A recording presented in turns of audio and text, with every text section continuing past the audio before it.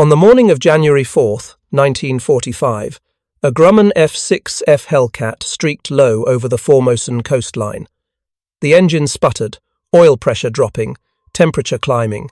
Lieutenant Charles August, leading the 2nd Division of fighters from VF-44, knew what was coming. Below him stretched Kobe Airfield, enemy territory, rows of Japanese aircraft parked like sitting ducks. His mission had been to strafe them. Now he was about to become their prize. The Hellcat hit hard, belly down on the packed earth near the airfield. Metal screamed, dust erupted. When the world stopped spinning, August climbed from the cockpit and ran. He didn't make it far. Within hours, he was a prisoner, shipped north to a camp near Tokyo. But his aircraft, Bureau No. 71441, remained behind, largely intact, a gift the Japanese naval technical staff could hardly believe. They transported it carefully to Yokosuka Naval Air Technical Arsenal, the heart of Japan's aviation, its research program.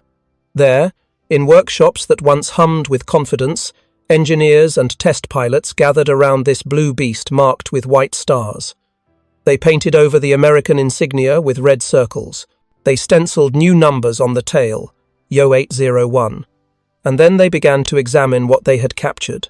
What they discovered would confirm a truth they had been trying desperately to deny. The war, by every measure that mattered, was already lost. Not because of strategy or tactics or the spirit of warriors, but because of something far more fundamental. The Americans had built an airplane that Japanese weapons simply could not kill. If you're enjoying this deep dive into the story, hit the subscribe button and let us know in the comments from where in the world you are watching from today. By early 1945, the Pacific War had become a grinding exercise in attrition. Japan's carrier fleet lay shattered at the bottom of the Philippine Sea. Her industrial cities burned under waves of B-29 raids. Fuel reserves had dwindled to nothing. Experienced pilots, the men who had terrorized the Pacific in 1941 and 42, were gone. Dead over Midway, over the Solomons, over the Marianas, replaced by boys with 40 hours of flight time, sent up to die in machines that could no longer compete.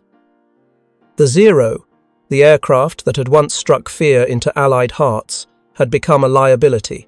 Mitsubishi's A6M was a brilliant design for a specific kind of war. Light, maneuverable, long-ranged. In 1941, when it faced obsolete Brewster Buffaloes and early-model Wildcats, the Zero dominated. Japanese pilots racked up kill ratios that seemed almost impossible. 6-1, 8-1. They owned the sky. But the Zero's brilliance came with a cost that Japanese designers understood from the beginning. To achieve its range and agility, they stripped away everything that didn't directly contribute to flight performance. Armor plating? Too heavy. Self-sealing fuel tanks? Added weight. Robust structure. Unnecessary mass. The Zero was an aircraft designed around the philosophy that the best defense was not being hit at all. And for a while, that philosophy worked. In the hands of experienced pilots, the Zero could dodge and weave through enemy fire. Its incredible turn radius meant it could loop inside any Allied fighter's turn circle. American pilots who tried to dogfight Zeros at low speed died. The reports from Pearl Harbor, from the Philippines, from the Dutch East Indies, all told the same story. The Zero was untouchable, but by 1943, something had shifted. The Americans introduced a new generation of fighters, the F6F Hellcat, the F4U Corsair, the P-38 Lightning. These weren't attempts to outmaneuver the Zero. They were designed around a different philosophy entirely. Don't try to turn with the Zero. Don't try to match its climb rate at low altitude. Instead, hit it hard, hit it fast, and survive the hits you take in return. The Hellcat, in particular, embodied this philosophy. It was not elegant. It was not light. With its massive Pratt & Whitney R2800 double Wasp engine, it weighed nearly 15,000 pounds fully loaded, more than twice the Zero's weight. It looked like what it was, a flying tank built around a 2,000 horsepower radial engine. Roy Grumman, the company's founder and himself a naval aviator, had specified one absolute requirement. The last thing to fail on a Hellcat should be the cockpit. He and his engineers wrapped the pilot in 212 pounds of armor plate. They installed bullet-resistant glass in the windscreen. They added armor around the oil tank and oil cooler. They fitted self-sealing fuel tanks that could take multiple hits and keep flying. Every decision traded elegance for survivability. The armament was equally brutal. 6 50-caliber Browning machine guns, 3 in each wing, with 400 rounds per gun. 2,400 rounds total. Each 50-caliber round packed enough kinetic energy to punch through light armor. In a 2-second burst, a Hellcat could put over 100 rounds into a target area. Against the Zero's unarmored fuel tanks and lightweight structure, it was devastating. American tactics evolved to match the hardware. No more dogfighting. Instead, the thatch weave and boom and zoom attacks. Hellcats fought in pairs, covering each other. They used their superior speed and dive performance to attack from altitude, make one high-speed pass, and climb away before the Zero could respond. If a Zero tried to follow them up, the Hellcat's superior power-to-weight ratio at altitude meant it could simply outclimb its pursuer. The numbers told the story. By mid-1944, Hellcat squadrons were achieving kill ratios that seemed impossible. 15-1, 19-1. During the Battle of the Philippine Sea in June of 1944, what pilots called the Great Marianas Turkey Shoot, American Hellcats shot down over 300 Japanese aircraft in a single day. The Americans lost 23 fighters, most of those to anti-aircraft fire, not enemy fighters. Japanese pilots knew they were outmatched. Reports filtered back to command. The new American fighters were faster. They could take incredible amounts of damage. Their armor stopped cannon fire, but in Tokyo and Yokosuka, these reports were filtered, sanitized, reinterpreted. The official narrative remained unchanged. Japanese spirit would overcome American material advantage. Superior training and warrior ethos would compensate for inferior equipment. The engineers and technicians at Yokosuka knew better. They had been studying captured American aircraft since 1942. A P-40 Warhawk recovered in Burma, a B-17 Flying Fortress pieced together from wreckage in the Philippines. Each examination revealed the same disturbing truth. American aircraft were built to a completely different standard. Heavier structure, redundant systems, armor everywhere. When they examined a captured Grumman TBM Avenger torpedo bomber earlier in the war, the report noted with surprise the extremely strong construction. When they recovered a Vought F4U Corsair, they were amazed to find fabric covering on parts of the wing, a weight-saving measure that still maintained structural integrity. The Americans had somehow achieved both strength and efficiency, but these were isolated examinations, individual aircraft.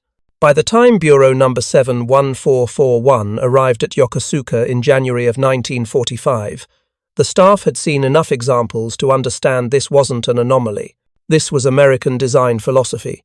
Every aircraft they built carried this same obsessive attention to survivability. They rolled the Hellcat into a testing hangar, photographed it from every angle, measured dimensions, weighed components. They removed panels to examine the internal structure. What they found was simultaneously impressive and dispiriting. The fuselage was built like a bridge, heavy frames, thick longerons, redundant load paths. If one structural member failed, another could carry the load. It was the opposite of Japanese design, which minimized structure to save weight, accepting that battle damage would likely be catastrophic. The armor was even more sobering. The Japanese engineers measured and documented each piece. Behind the pilot's seat, 2 layers of steel plate, each 3/8 of an inch thick, another plate below the seat. Plates behind the instrument panel, plates around the oil tank. The massive double-wasp engine itself functioned as a shield, its 18 cylinders and thick crankcase, capable of absorbing tremendous damage and continuing to run. They examined the fuel system, self-sealing tanks, a technology Japan had never successfully implemented in production. The tanks were lined, with multiple layers of rubber and fabric that would swell when punctured by gunfire, automatically sealing holes. A zero hit in the fuel tank would erupt in flames. A Hellcat would leak fuel briefly, then seal itself, and keep fighting. The test pilots wanted to fly it, to experience firsthand what American pilots had been flying against them for nearly 2 years. They fueled it carefully, precious aviation gasoline that Japan could barely produce anymore. They ran the big radial engine, listening to its deep, powerful rumble, and then they took it up. The reports from those test flights, preserved in Japanese archives, revealed a kind of quiet despair. The Hellcat was not particularly maneuverable by Japanese standards. It could not turn with a zero, could not match the A6M's climb rate below 14,000 feet. In a low-speed, low-altitude turning fight, a competent zero pilot would win every time. But the Hellcat didn't need to fight that way. Above 14,000 feet, it climbed as well as the zero. In a dive, it was significantly faster, and its speed advantage in level flight, combined with that massive engine, meant it could dictate the terms of engagement. Attack from altitude, one high-speed pass, climb away.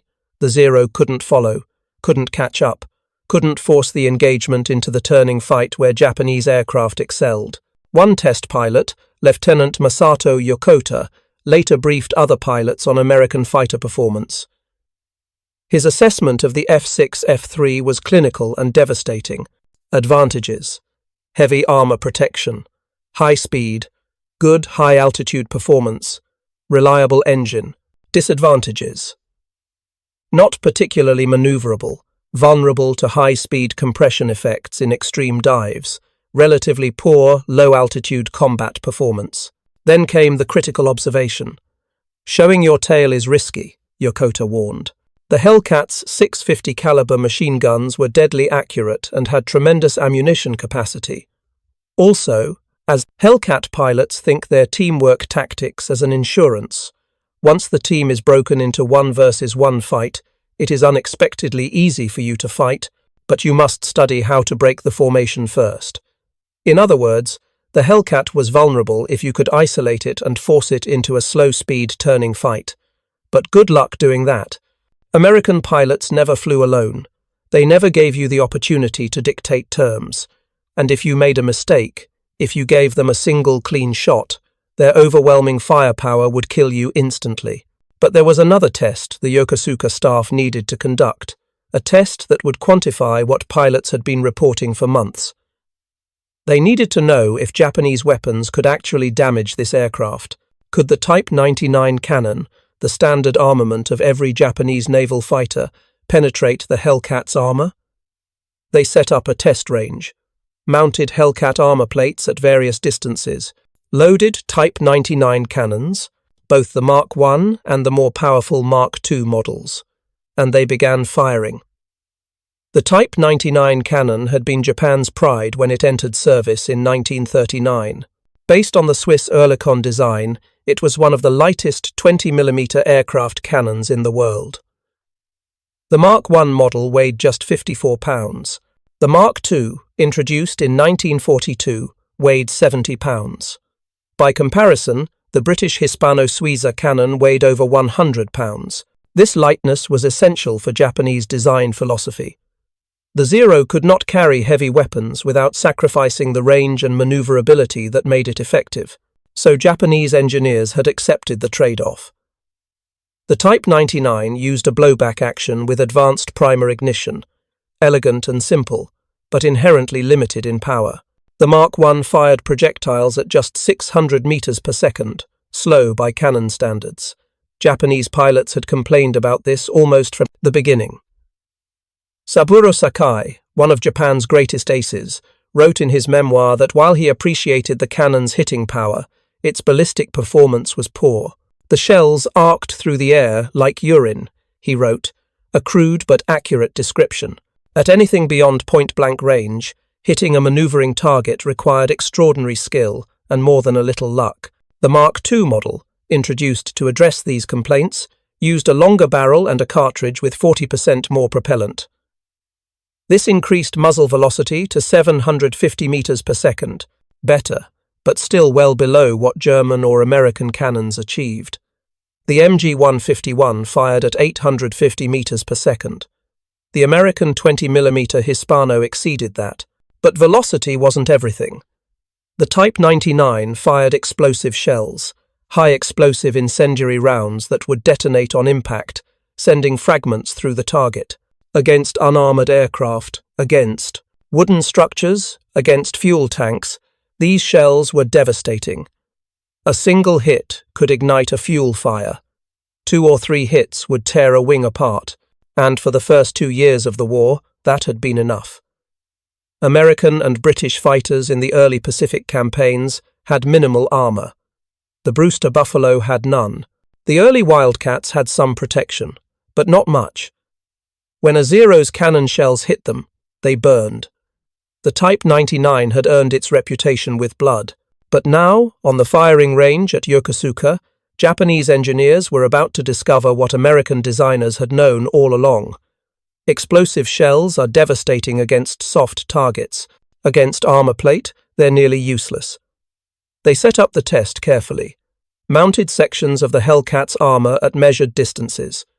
25 meters, 50 meters, 100 meters, 200 meters. They wanted to know at what range the Type 99 could penetrate 3/8-inch steel plate. The same thickness that protected Hellcat pilots. They loaded the Mark I cannon first, aimed, fired. The sharp crack of the 20mm echoed across the range. The shell hit the armor plate and exploded on the surface. When they examined the plate, they found a shallow crater. Fragments had scarred the steel, but the shell had not penetrated. The plate was intact. They moved closer, 25 meters, point-blank range for air combat. Fired again, same result. The explosive shell detonated on impact with the armor face, spending its energy in fragmentation rather than penetration. The armor plate had a deeper dent, more scoring, but it held. The engineers looked at each other. This was not what they had hoped to see.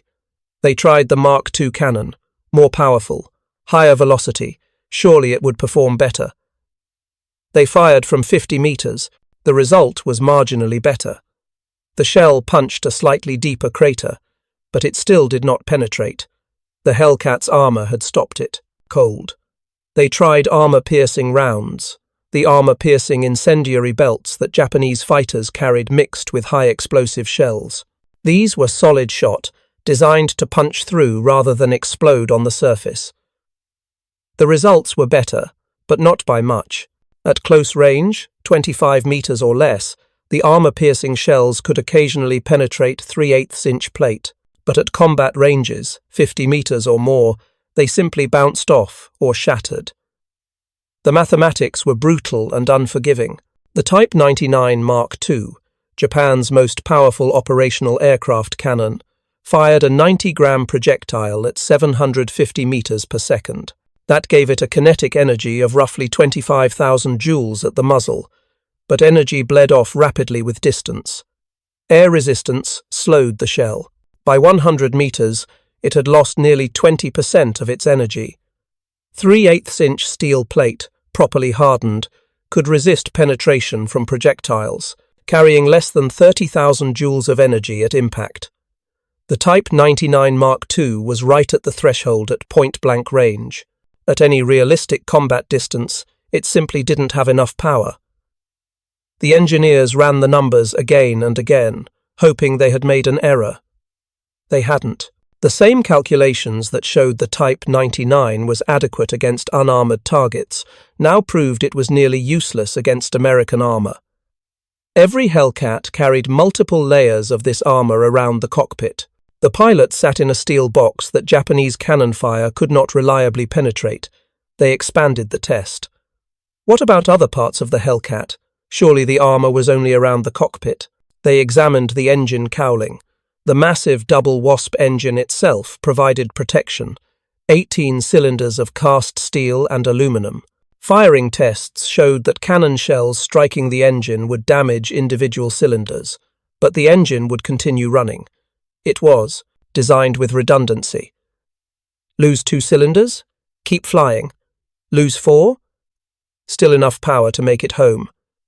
The oil system was armoured, the oil cooler protected by steel plates. Even the fuel system was resilient in ways Japanese engineers found hard to believe. They examined the self-sealing tanks closely, multiple layers of rubber compounds sandwiched between fabric. When punctured, the rubber would swell from contact with fuel, plugging the hole within seconds. They tested it, shot holes in a sample tank, watched as the leaks sealed themselves. It worked exactly as designed. One of the engineers, Lieutenant Toyoda Takago, later wrote about these examinations. The technical staff at Yokosuka numbered just over 300 people, split between the main office and a branch at Isogo. Of these, perhaps 10 officers, 10 civilian designers, and 150 enlisted men worked on analyzing foreign aircraft.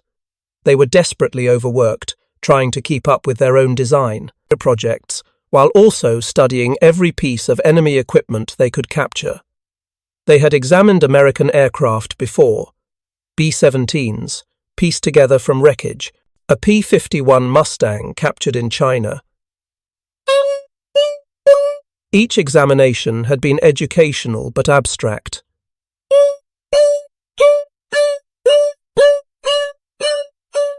Now, with the war clearly lost, with American bombers burning their cities and American fighters dominating the sky, the lessons from studying the Hellcat took on an immediate, personal urgency. The Japanese designers began to understand the full scope of what they were facing.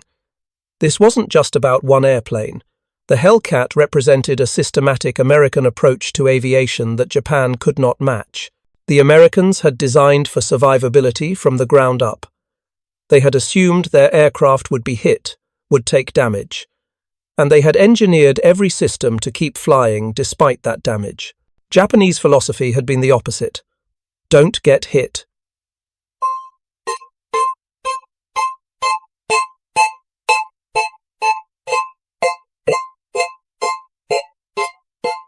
Is likely lost. Focus all resources on speed, range, and agility. This had worked brilliantly in 1941 and 42 against inferior opposition. Against the Hellcat, it was suicide. If you find this story engaging, please take a moment to subscribe and enable notifications. It helps us continue producing in-depth content like this. The test results were compiled into reports, circulated among the technical staff, some filtered up to command. But by January 1945, the Imperial Japanese Navy was beyond the point where technical reports mattered. The Navy had lost 4 fleet carriers at Midway in June 1942, lost another 4 at the Philippine Sea in June 1944. The few carriers still operational had no aircraft, no fuel, no trained pilots. The air groups that had terrorized the Pacific in the war's first year were gone, dead or captured, replaced by hastily trained teenagers with minimal flight hours, sent up in worn-out aircraft to face American pilots flying machines like the Hellcat. The kill ratios told the story. By late 1944, American pilots were achieving 30-to-1, 40-to-1 kill ratios in some engagements. It wasn't even a fair fight anymore. Japanese industry, strangled by submarine warfare and strategic bombing, could no longer produce aircraft in meaningful numbers. In 1944, Japan built approximately 28,000 aircraft of all types. The United States built 96,000. American factories were producing more aircraft in a single month than Japan could build in a year, and the American aircraft were better. Not just the Hellcat, but everything. The Corsair, the P-38 Lightning, the P-47 Thunderbolt, the P-51 Mustang. Each one was faster, more heavily armed, and far more survivable than anything Japan could field. American pilots flew them with confidence, knowing that their aircraft could take hits and keep fighting. The psychological impact on Japanese pilots was devastating. They were being sent up to die in aircraft that couldn't compete, armed with weapons that couldn't kill their opponents. Some refused to engage, breaking off when they spotted Hellcats. Others flew kamikaze missions, the only way they could guarantee hitting an American ship. Better to die with certainty than to be shot down helplessly in a dogfight they couldn't win.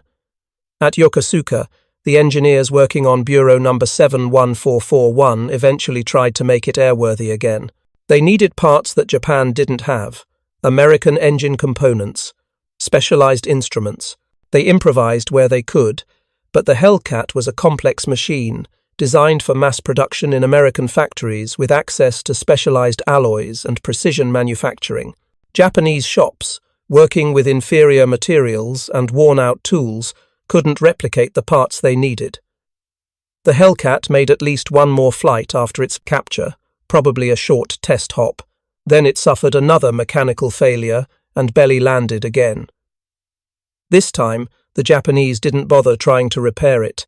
They pushed it into a grass dispersal area near the hangars and left it there, a monument to their inability to match American industrial might.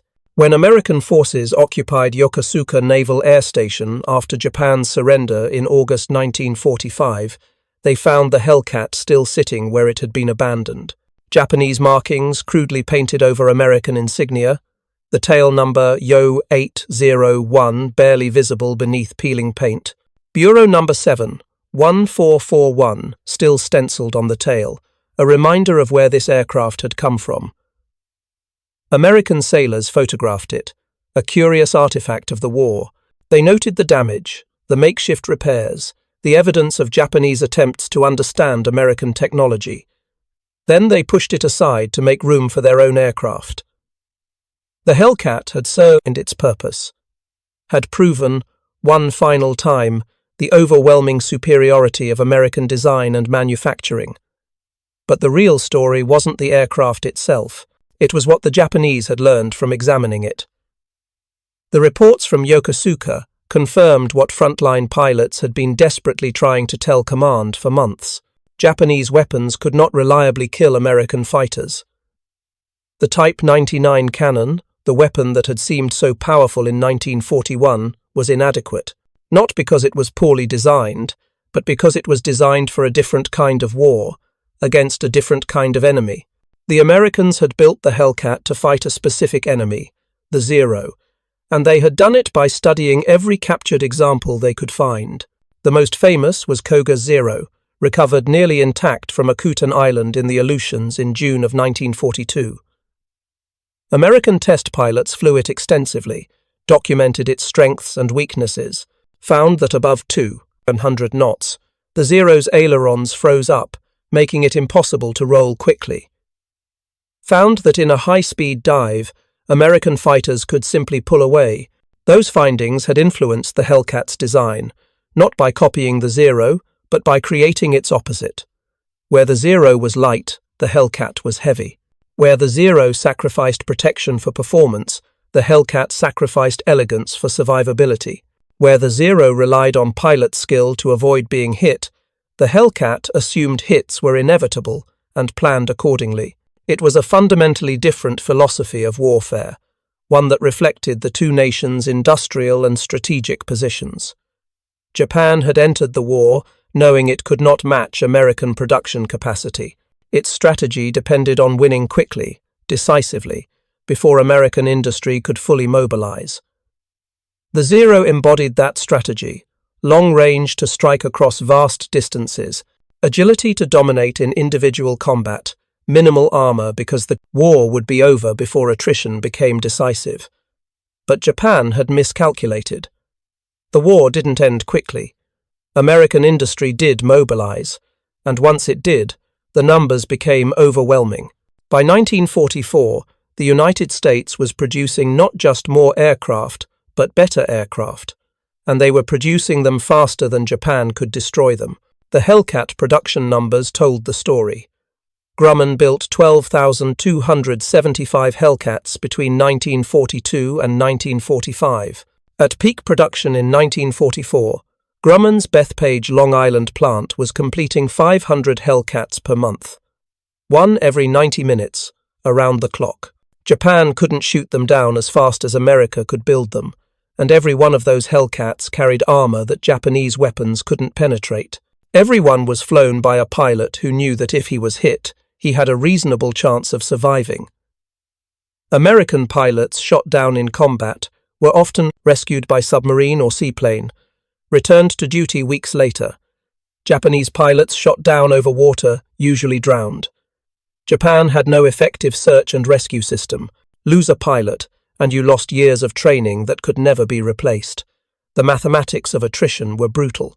In the first year of the war, Japan lost roughly 500 naval aviators killed or missing. Painful, but sustainable. By the second year, losses had climbed to 1,500. By the third year, over 3,000. By 1944, Japanese naval aviation was bleeding to death. The experienced pilots were gone. The training programs couldn't produce replacements fast enough, and the new pilots, with minimal flight hours and obsolete aircraft, were being massacred. The Battle of the Philippine Sea in June 1944 illustrated the collapse perfectly. Japan launched 4 massive airstrikes against the American carrier task force, nearly 400 aircraft in total. American Hellcats, guided by radar and directed by fighter controllers, intercepted them far from the fleet. In the ensuing battle, American pilots shot down over 300 Japanese aircraft. The Americans lost 29 fighters, most to mechanical problems or fuel exhaustion, not enemy action. American pilots called it the Great Marianas Turkey Shoot. Japanese pilots who survived called it slaughter. The few who made it back to their carriers were traumatized. They reported that the American fighters were everywhere, that they couldn't be evaded, that hitting them did nothing. Cannon shells that should have set American aircraft on fire simply sparked off armor plate. The Americans kept coming, kept shooting, until every Japanese aircraft in the sky was dead or fleeing. Commander David McCampbell, the Navy's top ace, shot down 9 Japanese aircraft in a single engagement that day. He and his wingman, Ensign Roy Rushing, encountered a formation of 60 Japanese aircraft. Just 2 Hellcats against 60. They attacked anyway. In the resulting melee, McCampbell and Rushing shot down 15 aircraft between them. Not one Japanese aircraft reached the American carriers. McCampbell's Hellcat landed back aboard USS Essex with its fuel tanks bone dry and only 6 rounds of ammunition remaining. All 6 were jammed in the guns. He had fired every usable round he carried. His aircraft had multiple bullet holes in the wings and fuselage. None had penetrated anything vital. The armor had done its job. That was the reality facing Japanese pilots in the last year of the war. They were fighting an enemy they could not hurt, in aircraft that couldn't protect them, with weapons that didn't work. The Type 99 cannon, once feared and respected, had become a symbol of Japan's inability to adapt to changing circumstances. Japanese designers tried. They developed new aircraft, the Kawanishi N-1K Shiden, a powerful fighter with 4 20mm cannons and better armor protection. The Mitsubishi J-2M Raiden, a heavily armed interceptor designed to shoot down B-29s. On paper, these aircraft were competitive with American designs. In practice, Japan couldn't build them in sufficient numbers, couldn't train pilots to fly them effectively, couldn't provide the fuel and maintenance they required. The industrial bottleneck was absolute. Japan's aircraft production peaked in 1944 and then collapsed. Factories were bombed, supply lines cut. The specialized aluminum alloys needed for aircraft construction became impossible to obtain. By 1945, Japanese factories were building aircraft with wooden components, reverting to technology from the previous war. Meanwhile, American production continued to accelerate. The Hellcat was being supplemented by the Corsair, finally debugged and carrier qualified. The Navy was introducing the F6F Bearcat, even faster and more powerful than the Hellcat. The Army Air Forces had the P-51 Mustang, arguably the finest piston-engine fighter ever built. Each new American design incorporated lessons from combat. Each was better than the last. The engineers at Yokosuka understood all of this. They could see the trajectory, could calculate where it ended. Some tried to develop countermeasures, proposed new cannons with higher velocity, suggested adding armor to Japanese fighters, even if it meant sacrificing performance. But by 1945, these proposals were irrelevant. Japan didn't have the industrial capacity to implement them, didn't have the time. The captured Hellcat sitting on the ramp at Yokosuka became a kind of memorial, a reminder of what modern industrial warfare looked like when one side had unlimited resources and the other was starving. American sailors who saw it after the surrender understood immediately what it represented. Japanese engineers had studied this aircraft, trying to find weaknesses, trying to understand how to defeat it, and they had found nothing. The armor couldn't be penetrated by standard weapons. The structure was too strong to be easily damaged. The engine was too reliable, too powerful. The fuel system was too well protected. Every aspect of the Hellcat's design reflected American industrial might and engineering sophistication. It was a machine built by a nation that could afford to make things properly, that could test and refine and improve until every system worked exactly as intended. Japan had never had that luxury. Japanese engineers were brilliant, creative, capable of extraordinary innovation with limited resources. The Zero itself proved that. But by 1945, creativity couldn't compensate for the resource gap, couldn't overcome the fact that America had more steel, more aluminum, more fuel, more trained workers, more production capacity, more of everything. The test results from firing Type 99 cannons at Hellcat armor plates were filed away in Yokosuka's archives. After the war, American technical intelligence teams collected these documents, studied them, found them useful for understanding Japanese weapons capabilities. But the Americans already knew what the tests had proven. They had designed the Hellcat's armor specifically to resist 20mm cannon fire. The Japanese tests simply confirmed that American engineers had succeeded. For the Japanese pilots who flew against Hellcats in the war's final year, the knowledge that their weapons were inadequate offered no comfort. They went up anyway. Because orders were orders.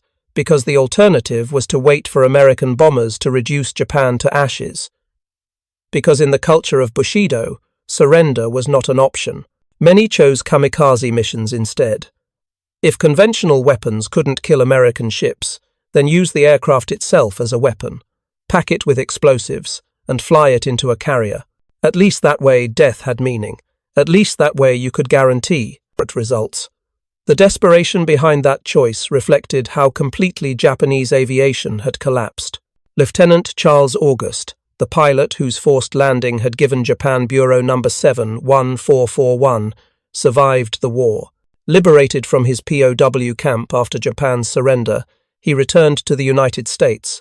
He had been a prisoner twice, first after being shot down over North Africa in 1942, then again after his engine failed over Formosa. Both times he survived.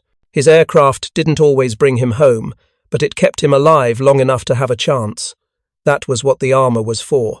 Not to make the Hellcat invincible, but to give pilots a fighting chance. To let them take hits and keep flying. To bring them home even when things went wrong. American pilots understood this. They trusted their aircraft, flew aggressively because they knew their machines could absorb punishment. That confidence translated directly into combat effectiveness. Japanese pilots had no such confidence. They flew aircraft they knew were vulnerable, carried weapons they knew were inadequate, faced enemies they knew they couldn't kill.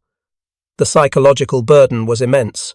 Some broke under it, others embraced fatalism. A few, the very best, found ways to adapt, to use tactics that maximized what little advantage their aircraft still possessed. But by 1945, even the best Japanese pilots were dying in unequal combat. The story of Bureau No. 7-1441, the captured Hellcat at Yokosuka, is ultimately a story about industrial warfare and its human cost, about what happens when one nation can build machines that another nation's weapons cannot kill, about the moment when technical superiority becomes so overwhelming that courage and skill no longer matter. The Japanese engineers who examined that Hellcat understood they were looking at the future, a future where wars would be won not by the best pilots or the most innovative designs, but by whoever could produce the most of the best equipment. They had known this intellectually since Pearl Harbor. Now they saw it made manifest in 212 pounds of armor plate that their cannons could not penetrate. In the end, the Hellcats' armor didn't just protect American pilots, it protected American strategy. It allowed the Navy to fight aggressively, to take risks, to press attacks home, because pilots knew they had a reasonable chance of survival. That confidence was itself a weapon, perhaps as important as the 650 caliber machine guns or the 2,000 horsepower engine. Wars are lost in many ways. On battlefields, in conferences, in the hearts of soldiers who no longer believe victory is possible. By January 1945, when Bureau No. 71441 arrived at Yokosuka, Japan had lost in all three ways. The battlefield was collapsing, the conferences were discussing surrender terms, and the engineers examining that captured Hellcat knew with absolute certainty that their weapons could not kill it. That knowledge spread. Pilots heard rumors, engineers whispered to each other, "The Type 99 won't penetrate American armor. Save your ammunition. Look for vulnerable spots. Engine cowlings, wing roots, cockpit glass if you can hit it precisely. But the protected areas are invulnerable. The Americans have armor we cannot defeat." And so the war ground on for another 7 months. American carriers ranged freely along the Japanese coast. Hellcats strafed airfields, escorted bombers, shot down anything that rose to challenge them. Japanese pilots died, ships burned, cities were reduced to ash. Until finally, in August, 2 atomic bombs made it undeniable that resistance was futile. The engineers at Yokosuka watched American occupation forces arrive, helped inventory their own facilities, answered questions from American intelligence officers about what they had learned from studying captured aircraft. The Hellcat, Bureau No. 71441, was examined one final time, photographed, documented, then scrapped or left to rot. Its story was over. But the lesson endured. Wars in the industrial age are decided by production capacity and technological sophistication. The nation that can build the most of the best equipment and can produce it faster than it can be destroyed will eventually win. No amount of courage or tactical brilliance can overcome that fundamental arithmetic. The Hellcat embodied that truth. 212 pounds of armor, 650 caliber machine guns, 2,000 horsepower, self-sealing fuel tanks, redundant systems, every piece designed to survive and keep fighting. It wasn't the most elegant aircraft ever built, wasn't the fastest or the most maneuverable, but it was effective, survivable, producible, and against an enemy armed with 20mm cannons that couldn't penetrate its armor, it was dominant. The Japanese discovered this through careful testing.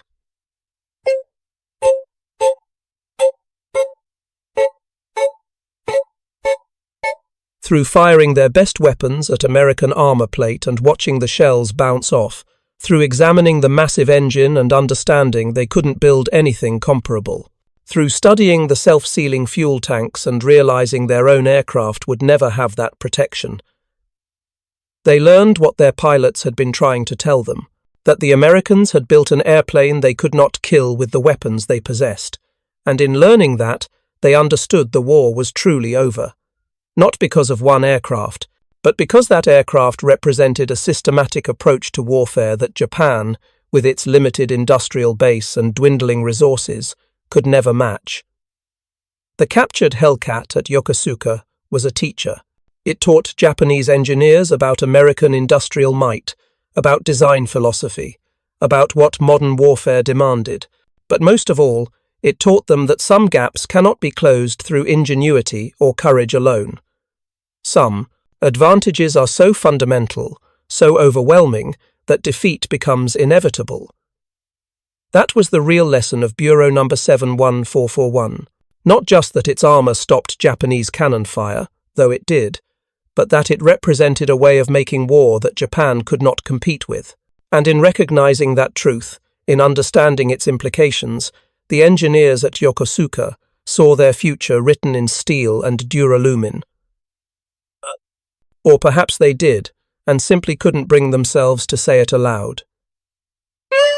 Thank you for watching. For more detailed historical breakdowns, check out the other videos on your screen now, and don't forget to subscribe. August 17th, 1943, 28,000 feet above Schweinfurt, Germany. Unteroffizier Klaus Richter squeezed the firing button on his Focke-Wulf 190 control stick, watching his 20mm cannon shells arc toward the American fighter diving toward his formation. 4 bright flashes erupted across the P-47 Thunderbolt's left wing. Direct hits. The American aircraft should have been trailing fire, the pilot already bailing out or dead. Instead, the massive fighter rolled slightly, corrected, and continued its dive, not limping, not falling, accelerating. Richter fired again, a 2-second burst. More hits. The Thunderbolt's right wing showed visible damage, pieces of aluminum spinning away in the slipstream. Yet the 8 machine guns in those wings opened fire, and Richter's world became a wall of tracers, not the slow, measured fire of German 20mm cannon, but a river of bullets so dense it looked like a solid stream of light. The sound reached him, even through his closed canopy, a sustained, chattering roar, unlike anything he'd encountered. Then his wingman's voice, sharp with panic over the radio. "Mein Gott, they don't stop firing." Richter broke right, G-forces crushing him into his seat, watching the P-47 zoom past below him. In those 3 seconds of engagement, he'd seen something that violated everything he'd been taught about aerial combat. German fighters carried precision weapons cannon that fired shells, designed to destroy bombers with a single hit. But they fired slowly. A Focke-Wulf 190A4 carried 4 20mm MG-151 cannon and 2 13mm machine guns, devastating firepower. But cyclic rate? The MG-151 fired 700 rounds per minute. The Americans' guns? Over 800 rounds per minute. Each. And there were 8 of them. If you're enjoying this deep dive into the story, hit the subscribe button and let us know in the comments from where in the world you are watching from today. Richter's hands were shaking as he leveled out at altitude. Not from fear, he had 73 combat missions behind him, 14 confirmed kills. But from the realization of what he'd just witnessed, he'd put at least 6 20mm shells into that American fighter. 6 hits that should have been catastrophic. The Thunderbolt had absorbed them, returned fire with what must have been 200 bullets in a 2-second burst, and escaped. He looked down at his own aircraft. His Focke-Wulf weighed 4,200 kilograms empty. It was fast, maneuverable, deadly. One good hit from a Spitfire's cannon and it came apart. He'd seen it happen. He'd lost wingmen that way.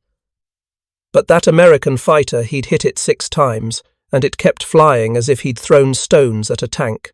The morning had started with a standard briefing at Wiesbaden-Erbenheim airfield. American heavy bombers were hitting ball-bearing factories at Schweinfurt and Regensburg. Jagdgeschwader 2, Richter's unit, would intercept. Focus on the bombers. Avoid prolonged engagement with escorts. The intelligence officer had been specific about the American P-47 seconds. "They're everywhere now," he'd said, pointing to reconnaissance photos. Since April, they've been flying deeper escort missions. Heavy, slow climbing, but fast in a dive. Their armament 850 caliber machine guns gives them high volume of fire but less destructive power per round than our cannon. Less destructive power. Richter almost laughed, remembering that now. He'd seen the stream of fire from those 8 guns. Maybe individual bullets were smaller than his 20mm shells. But when you fired 100 bullets per second into a convergence pattern 3 meters wide at 300 meters distance, destructive power wasn't the issue. Saturation was. The mission had been a disaster. Jagdgeschwader 2 put up 47 fighters that morning. They'd engaged both the bombers and their escorts. Richter's group, a third group, had managed one pass on a straggling B-17 before the P-47 seconds dove on them from 30,000 feet. The Americans had altitude advantage, speed advantage in the dive, and numbers. 20 to 30 Thunderbolts against Richter's swarm of 4. What followed wasn't a dogfight. It was survival. The P-47 seconds came down like falling anvils, their turbo superchargers giving them power at altitude no German fighter could match. They dove faster than anything Richter had flown. He'd pushed his Fokker-Wulf into a defensive dive, watching his airspeed climb past 600 kilometers per hour. The pursuing P-47 stayed with him, closed the distance, and opened fire. That's when Richter understood. The Thunderbolt wasn't designed to turn with German fighters at low altitude. It was designed to dominate at height, dive on targets with overwhelming speed, saturate them with fire, then zoom back to altitude. Energy warfare. Boom and zoom. The Americans had built an aircraft optimized for exactly one tactic, and that tactic worked perfectly. Richter had escaped only because the American pilot broke off pursuit after a single pass. Standard doctrine, apparently. Make one attack, disengage, climb back to altitude, repeat. But if he'd pressed the attack? If he'd stayed on Richter's tail, the outcome would have been different. Later, back on the ground, the debriefing was grim. Of 47 aircraft that took off, 39 returned. 8 missing. 5 pilots confirmed dead, 3 missing and presumed captured. Claims were modest. 11 B-17 seconds damaged, 3 B-17 seconds possibly destroyed. No confirmed kills. Against 8 German fighters lost. The kill-loss ratio was unsustainable. One of the older pilots, a veteran named Berthold with 41 victories, spoke up during the debrief. Herr Hauptmann, the American armament is more effective than intelligence suggested. Multiple pilots reported continuous fire from the P-47 seconds. Our cannon give us heavier projectiles, yes, but they fire slowly. The Americans compensate with volume.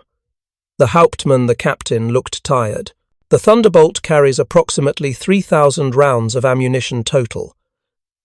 Our aircraft carry between 350 and 500 rounds of cannon ammunition plus machine gun rounds. They can afford to fire longer, but remember, 50 caliber machine gun bullets lack the explosive payload of our shells. They must achieve more hits to destroy a target. With respect, Herr Hauptmann, Berthold continued, they're achieving those hits. 8 guns firing together create a concentration pattern that's nearly impossible to evade, and their aircraft can absorb damage ours cannot. I put 3 20mm shells into one Thunderbolt today. 3 confirmed hits. The aircraft continued fighting. The room went quiet. Everyone present had been taught that 3 20mm hits meant a kill. That was doctrine. The MG-151 cannon fired a shell weighing 92 grams, with approximately 18 grams of explosive filler.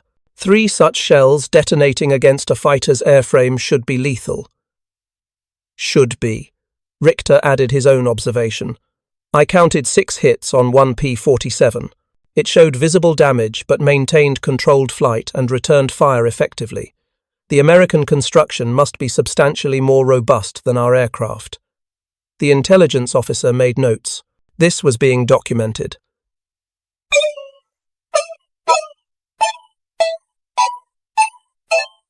Passed up the chain, Richter doubted it would change anything.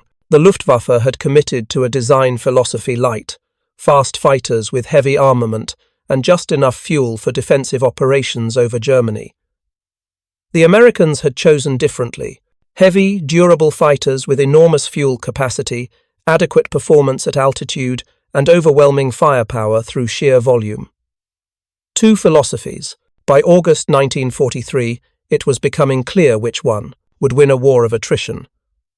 Klaus Richter flew 3 more missions in August 1943. On August 19th, his Schwarm engaged P-47 seconds over Frankfurt. He damaged one, saw hits along the fuselage, watched it dive away trailing smoke. No confirmation. The American probably made it home, had the aircraft repaired, flew again the next week. German aircraft didn't have that luxury. Damage meant days in maintenance. Severe damage meant salvage for parts. On the 24th, he encountered them again over Stuttgart. This time, he avoided engagement entirely. He'd learned. When P-47 seconds had altitude, You didn't fight them unless forced. You positioned defensively, made yourself a difficult target, waited for them to commit to the bombers. If they dove on you, you dove away, used your superior maneuverability at low altitude if they followed, and hoped they broke off after one pass. It wasn't heroic. It wasn't the aggressive, offensive fighter tactics the Luftwaffe prided itself on. It was survival. The third mission, September 2nd, was different.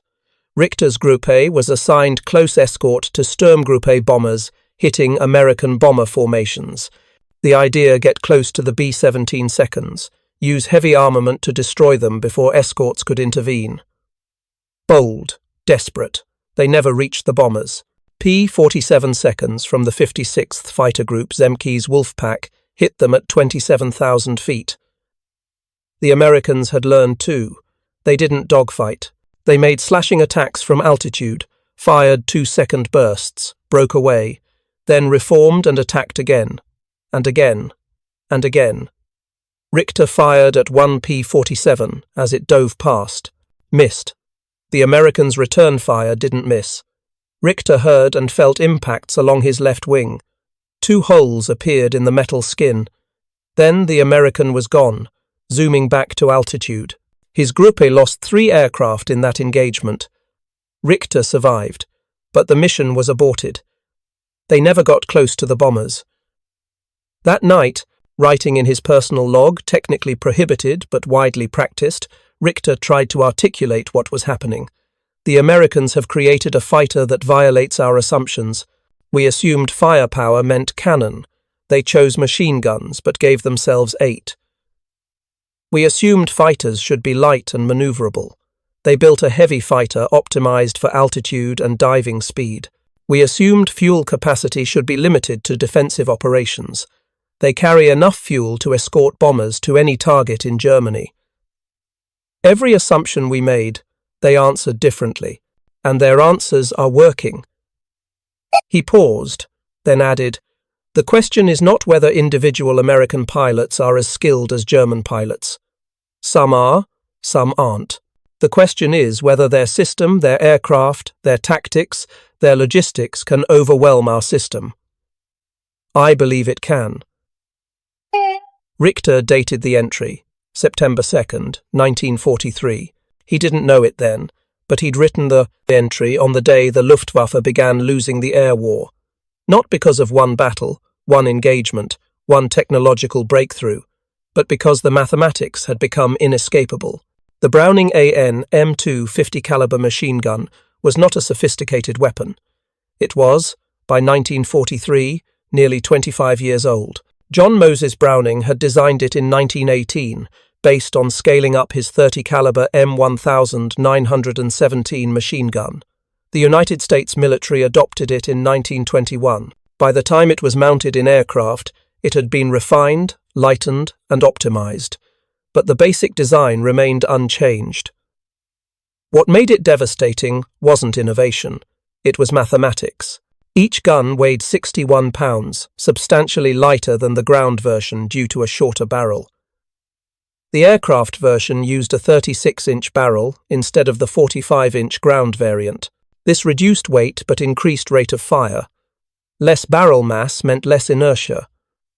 The bolt cycled, faster. Rate of fire climbed from around 600 rounds per minute to between 750 and 850 rounds per minute, depending on the specific installation. The P-47 carried 8 of them, 4 in each wing, staggered to allow side-by-side ammunition boxes. Each gun was fed by a box containing between 350 and 425 rounds, depending on the variant and mission loadout. Total ammunition capacity, approximately 3,400 rounds. At maximum rate of fire, all 8 guns firing together, the P-47 could deliver 100 rounds per second into a target area. 100 bullets, every second, for 32 seconds before running dry.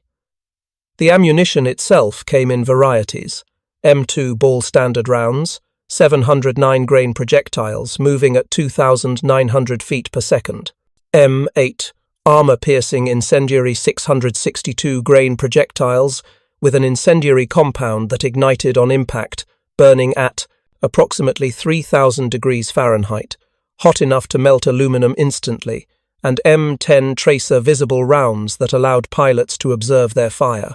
American armorers experimented with belt loading patterns. Typical configuration: 2 armor-piercing incendiary rounds, followed by 1 ball round, followed by 1 tracer. This 4-round pattern repeated throughout the belt. The result, every 4th bullet visible, allowing the pilot to see where his fire was going. And 2 out of 4 rounds carried incendiary compound designed to set fuel tanks ablaze. But the real innovation was convergence. The 8 guns were mounted in the wings, 4 per side. If they fired parallel, each gun's bullets would travel in a separate stream, spreading wider as distance increased.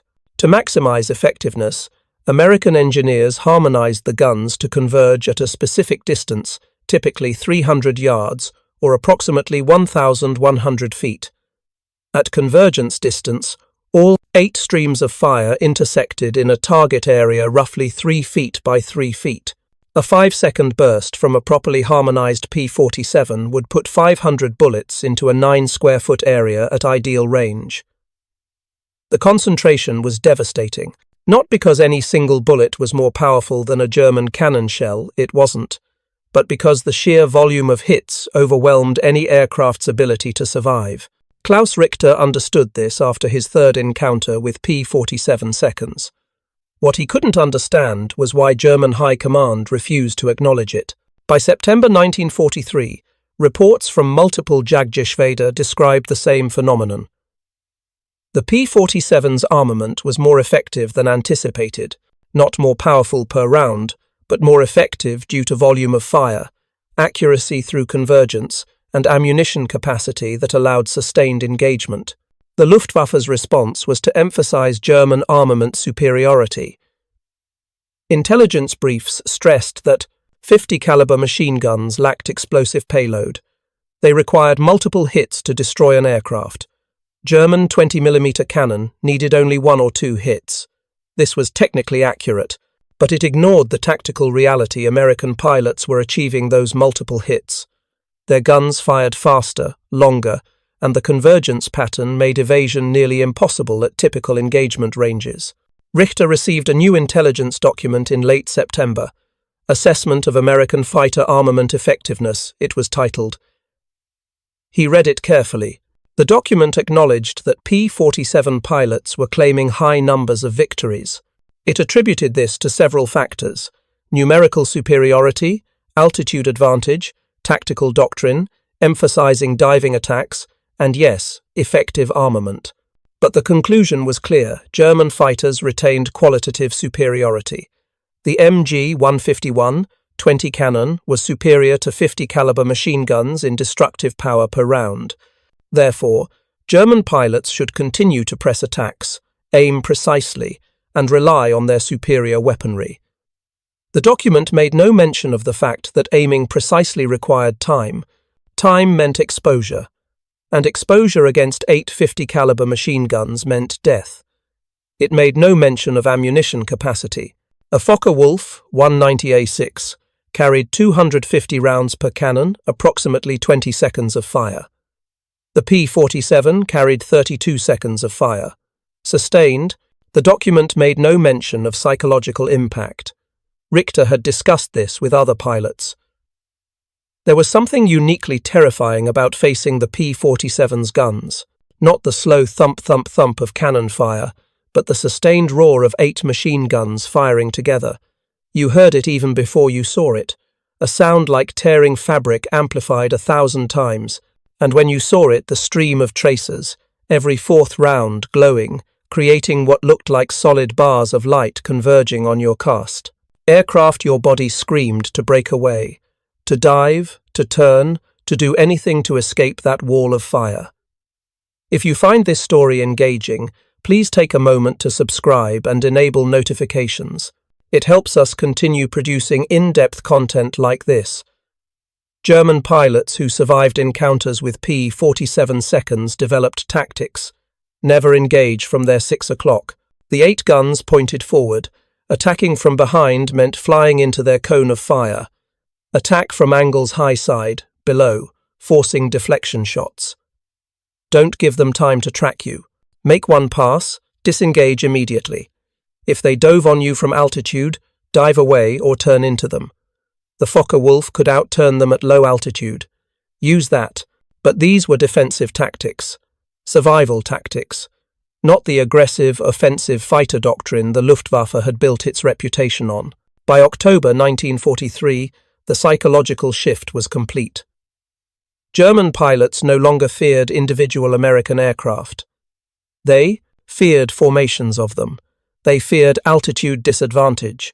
They feared being caught in the convergence zone where 8 machine guns intersected. And most of all, they feared the mathematics. One P-47 shot down cost the Americans one aircraft replaceable within days, the pilot often surviving to fly again. One German fighter shot down often meant the pilot dead or badly wounded. Experienced pilots were irreplaceable. By late 1943, the Luftwaffe was losing pilots faster than training programs could replace them. Average flight hours before first combat mission had dropped from 200 hours to fewer than 100. New pilots arriving at frontline units were inadequately trained and died quickly. The Americans kept coming. More P-47 seconds, more pilots, better tactics. On October 8, 1943, Jagdgeschwader 26 lost one of its most experienced pilots, Major Hans Philipp. 166 confirmed victories, over 500 combat missions. A legend. He was shot down by P-47 seconds from the 56th Fighter Group over Braunschweig. Robert Johnson, the same pilot who had survived 200 rounds of German fire in June, claimed the kill. His combat report was brief. Engaged enemy fighters at high altitude, made diving attack from 32,000 feet, observed strikes on fuselage and engine. Target exploded. No parachute observed. Hans Philipp had been shot down by 8 50 caliber machine guns firing in convergence pattern from optimal range. The bullets' armor-piercing incendiary rounds had penetrated his aircraft's fuel tanks and engine. The incendiary compound ignited the fuel. The aircraft exploded. News of his death spread through the Jagdwaffe quickly. If Hans Philipp could be killed, anyone could be killed. The psychological impact was severe. He hadn't been shot down by some new wonder weapon. He'd been shot down by an aircraft.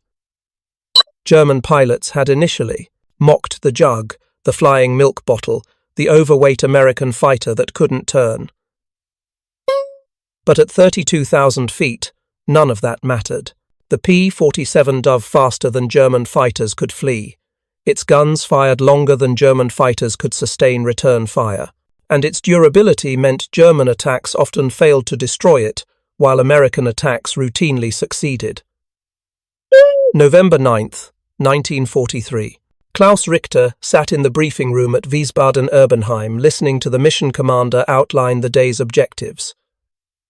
American heavy bombers were hitting targets across northern Germany. Multiple formations, hundreds of bombers, escorted by P-47 seconds, P-38 seconds, and increasingly P-51 seconds. Expected enemy strength, 500-plus aircraft. German strength, 28 fighters. The odds were absurd.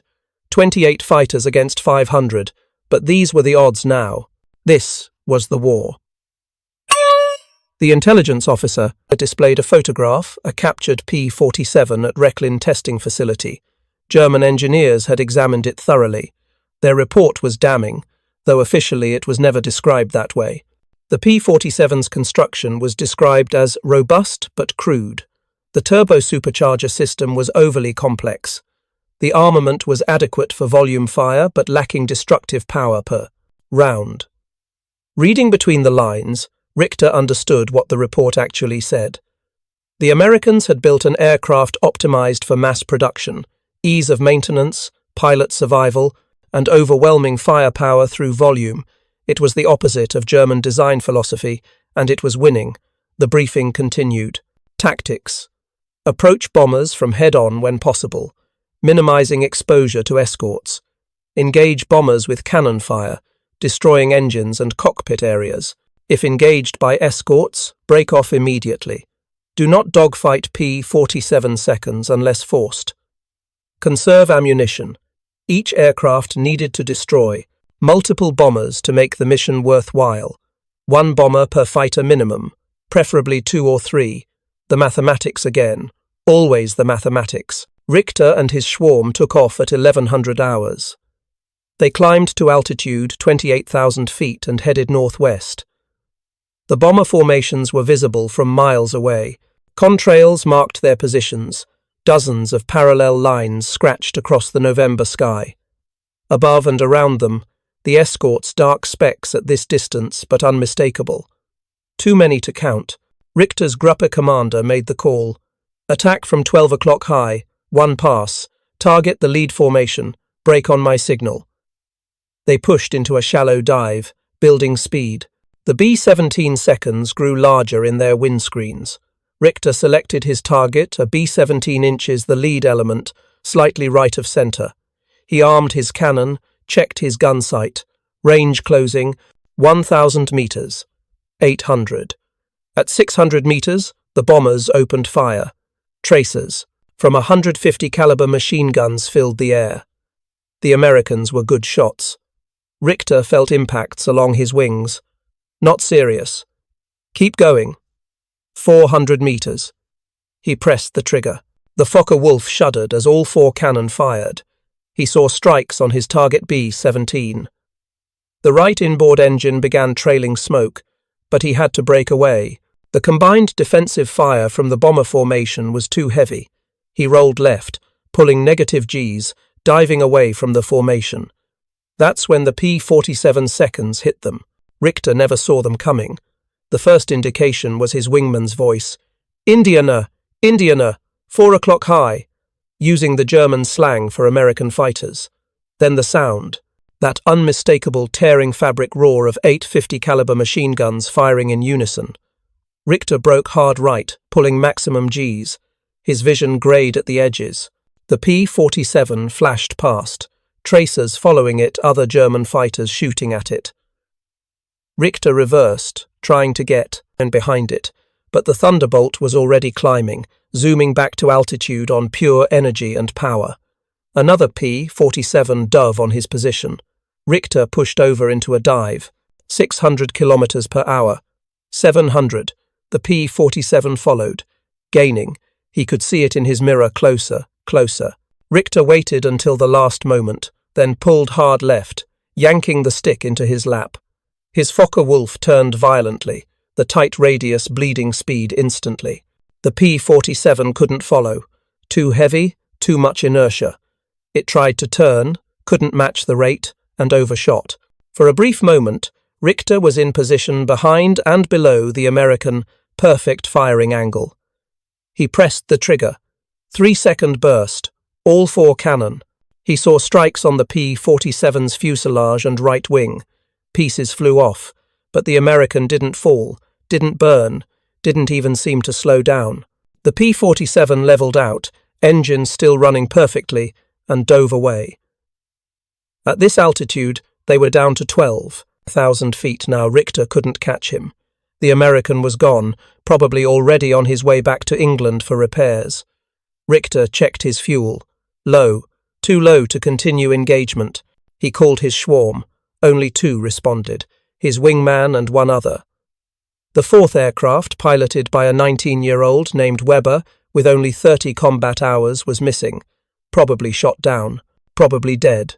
They formed up and headed back to base. On the flight home, Richter did calculations in his head. His group had put up 28 fighters. They'd made 1 pass on the bombers, maybe damaged 3 or 4 B-17 seconds. No confirmed kills. The escorts, predominantly P-47 seconds, had engaged them immediately after the bombing run. The fight lasted perhaps 4 minutes. In that time, Richter's Gruppe lost 7 aircraft, 6 pilots killed, 1 captured. Against that, they claimed 1 P-47 damaged. Maybe. Richter had hit 1. Others claimed hits on escorts. But no confirmed kills. 7 German fighters lost to 1 American damaged. The mathematics were catastrophic. At this rate, the Jagdwaffe would cease to exist within months. Back on the ground, the debriefing was brief. The group commander looked exhausted, dark circles under his eyes.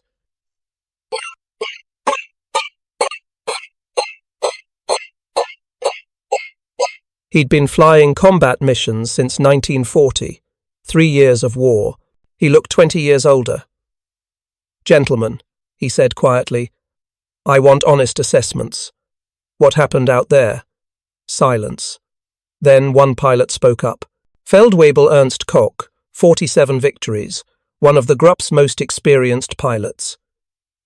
"Herr Hauptmann, we cannot engage the P-47 seconds on equal terms at altitude.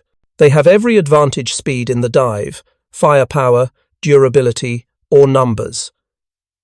When they attack from above, we can evade but not counterattack effectively. When we damage them, they survive and return home. When they damage us..." He didn't finish. Everyone knew. When American bullets hit German fighters, the result was usually catastrophic. Light, construction, liquid-cooled engines, minimal armor. The Focke-Wulf was tougher than the Messerschmitt, but neither could absorb the kind of punishment a P-47 routinely survived. The Gruppe commander nodded.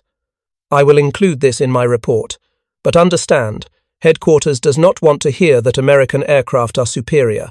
They want solutions, tactics. What can we do differently?"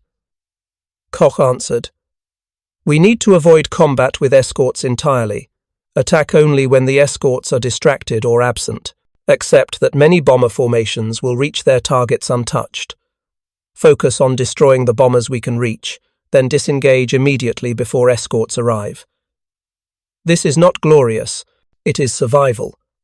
The room was quiet. This was admission of defeat, not defeat in individual combat. German pilots still believed they were more skilled than most American pilots, but defeat at the systematic level. The Americans had more aircraft, more pilots, more fuel, more ammunition, and, increasingly, aircraft designed specifically to exploit German weaknesses. The P-47 was optimized for high-altitude bomber escort.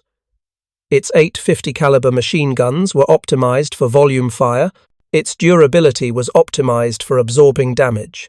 Its fuel capacity was optimized for deep penetration missions. Every design choice the Americans made was proving correct. Richter flew 8 more missions in November and December 1943. He survived all of them. Many of his fellow pilots didn't. By December, his squadron had lost 40% of its pilots since August. Replacements arrived constantly. Young men with minimal training, inadequate experience, flying obsolete tactics in outdated aircraft against an enemy that grew stronger each month. On December 28th, Richter was shot down. Not by a P-47, ironically, but by a P-51 Mustang, the new American escort fighter with even longer range. He bailed out over Belgium, was captured by American infantry, and spent the rest of the war in a POW camp in Mississippi. He survived. Many didn't. In February 1944, the Luftwaffe's worst fears materialized during Operation Argument, later called Big Week. The Americans launched massive coordinated bomber raids against German aircraft production facilities. The Luftwaffe rose to defend, throwing everything available into combat. The battle lasted 6 days. The Luftwaffe lost over 350 fighters and approximately 250 pilots. Many were irreplaceable veterans. The Americans lost 250 bombers and 30 fighters. Heavy losses, yes, but sustainable. Replaceable within weeks. The P-47 played a crucial role. Thunderbolt pilots claimed over 600 aerial victories during Big Week. More importantly, they enabled the bombers to reach their targets. German fighter production was devastated. The factories that built the Messerschmitts and Focke-Wulfs were destroyed or severely damaged. Production declined sharply. The very aircraft needed to counter the P-47 threat couldn't be built in sufficient numbers because P-47 seconds had escorted the bombers that destroyed the factories.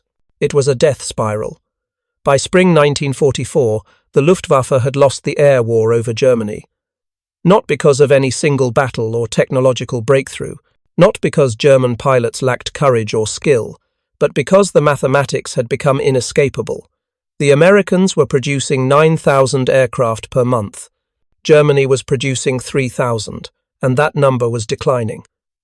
American pilot training programs were graduating thousands of new pilots monthly, with 200+ hours of training. German training programs were struggling to replace losses with pilots who had fewer than 100 hours. And the aircraft themselves, the fundamental design philosophies, had diverged so dramatically that comparison became almost meaningless. German fighters were optimized for performance, speed, climb rate, maneuverability. They were light, fast, deadly in the hands of skilled pilots. But they were fragile. A few well-placed hits from any weapon could destroy them. Their engines' liquid-cooled inline designs were vulnerable. One bullet through a coolant line, and the engine seized within minutes. Their fuel capacity was limited, optimized for defensive operations over Germany rather than extended missions. The P-47 represented the opposite philosophy. It was heavy, over 17,000 pounds, fully loaded.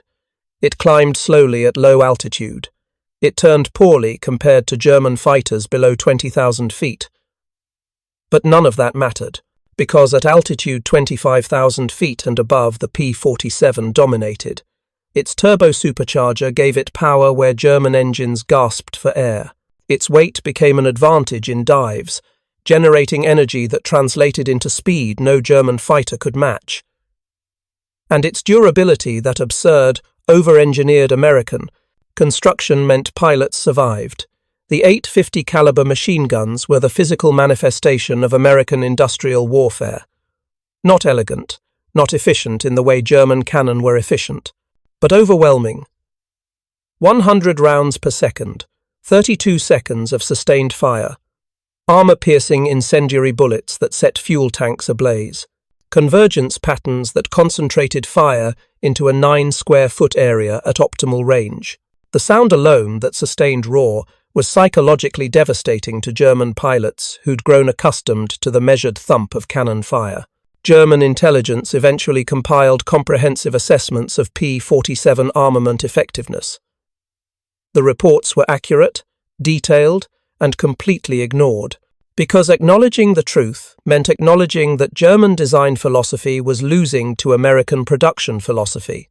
It meant admitting that quality couldn't overcome quantity when the quantity was supported by better logistics, better pilot survival rates, and adequate, if not superior, technology. One report from January 1945, compiled after examining multiple captured P-47 seconds, included this observation. The American 50 caliber machine gun installation achieves destructive effect through volume rather than individual projectile power. 8 guns firing in convergence create a lethal zone approximately 1 meter square at 300 meters distance. Ammunition capacity of 3,400 rounds permits sustained engagement far exceeding German fighter capability.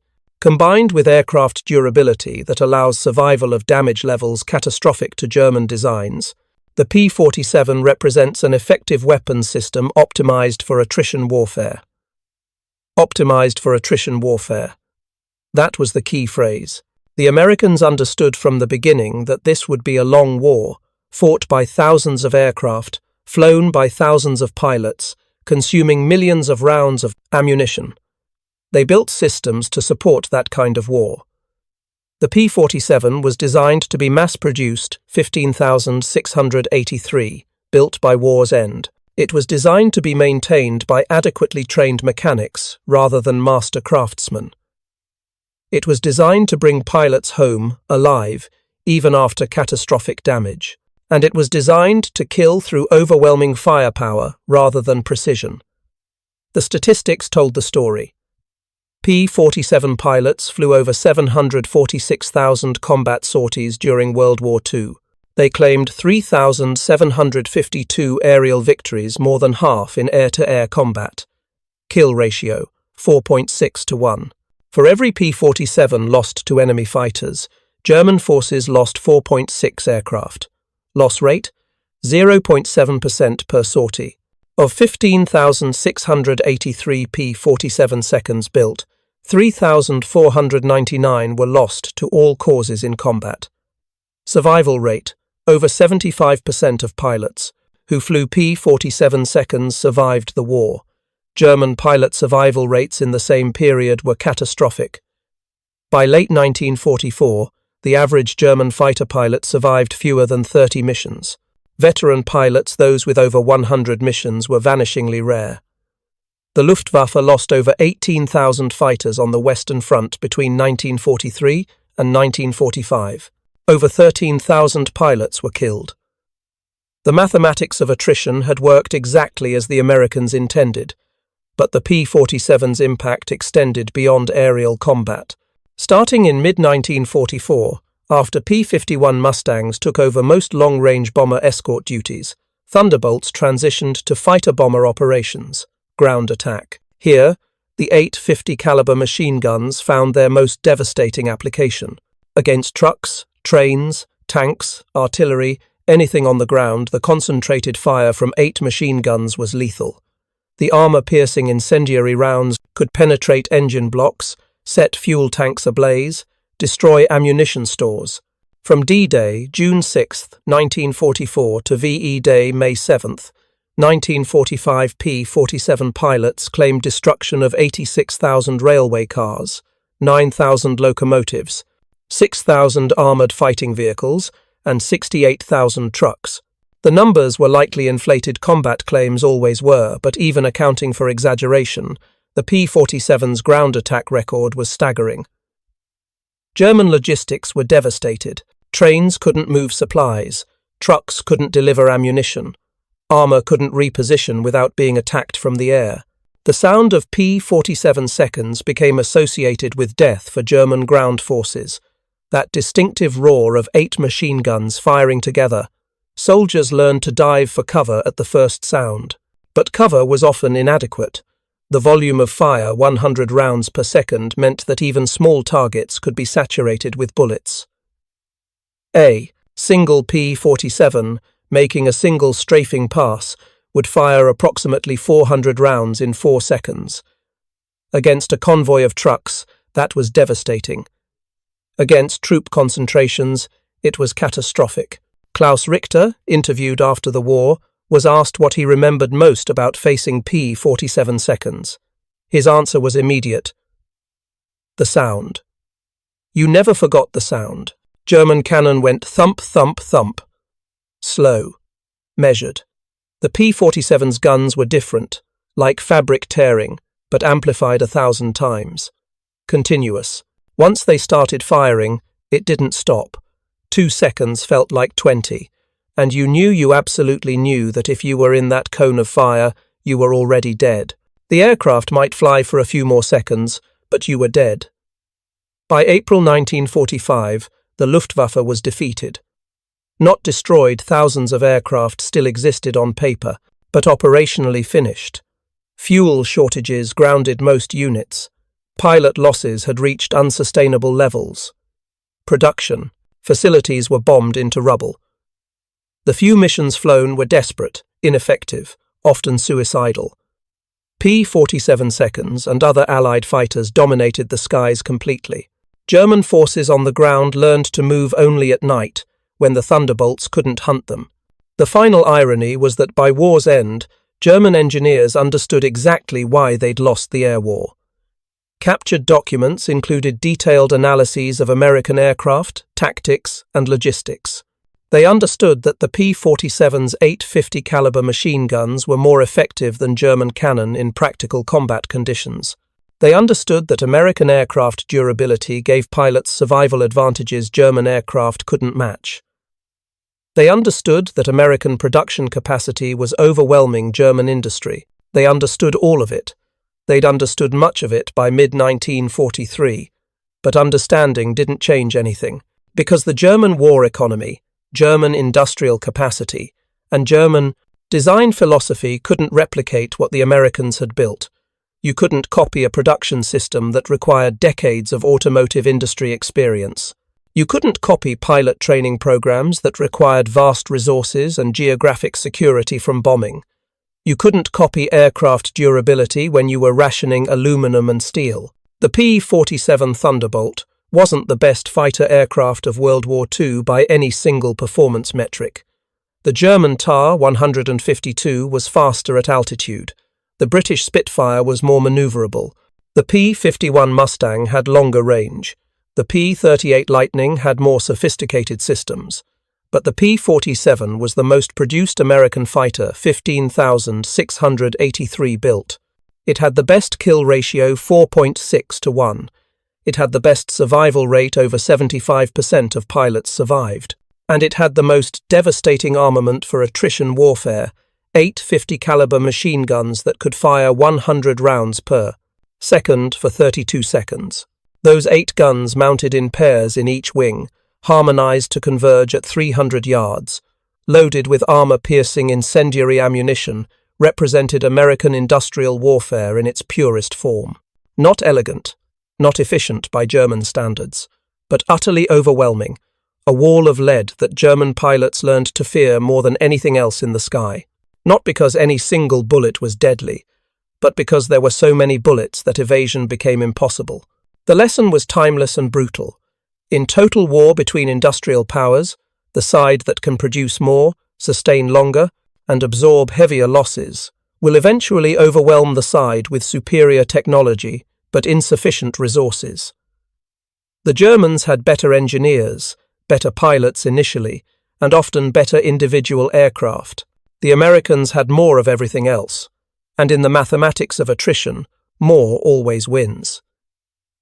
The 850 caliber machine guns of the P-47 Thunderbolt didn't win the war alone, but they symbolized the victory, the triumph of industrial capacity over tactical excellence, of sustainable production over technological sophistication, of a system designed to win wars of attrition over a system designed to win quick, decisive campaigns.